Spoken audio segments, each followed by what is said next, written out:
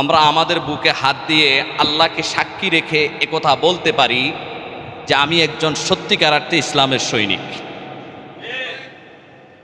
আমি একজন ইসলামের সত্যিকার অর্থে একজন সৈনিক, এর মধ্যে কোনো সন্দেহ নাই।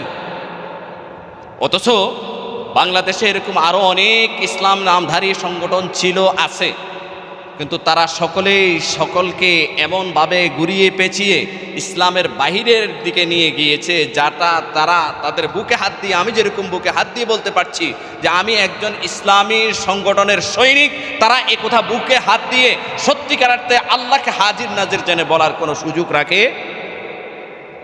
সুতরাং আমি আপনাদেরকে উদাত্ত আহ্বান জানাবো, আমি জেহাদ করতে নেমেছি, তা আমি তো জেহাদ করবই।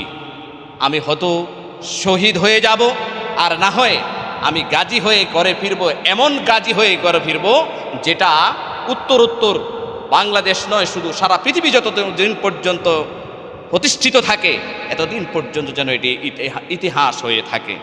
সেজন্য আমাকে তৈরি করা লাগবে। সেজন্য ভাই, কাকে তৈরি করা লাগবে? আমাকে তৈরি করা লাগবে।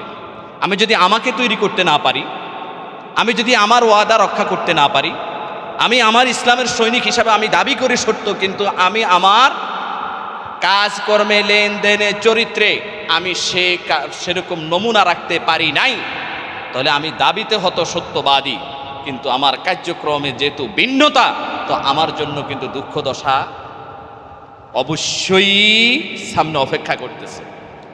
সুতরাং আপনারা যারা ইসলামী আন্দোলন বাংলাদেশের সাথে সম্পৃক্ত হয়ে ইতিপূর্বে কাজ করেছেন, বর্তমানে কাজ করার জন্য নিয়োগ করছেন, যারা যুবক ভাইয়েরা আসছেন নতুন করে, সকলকে নতুন উদ্যমে নিজেকে আগে ব্যক্তিগত জীবনকে সাজানোর পাশাপাশি ইসলামের যত চাহিদা আছে সমস্ত চাহিদাগুলোকে পূরণ করার লক্ষ্যে আমাকে গড়ে তুলব।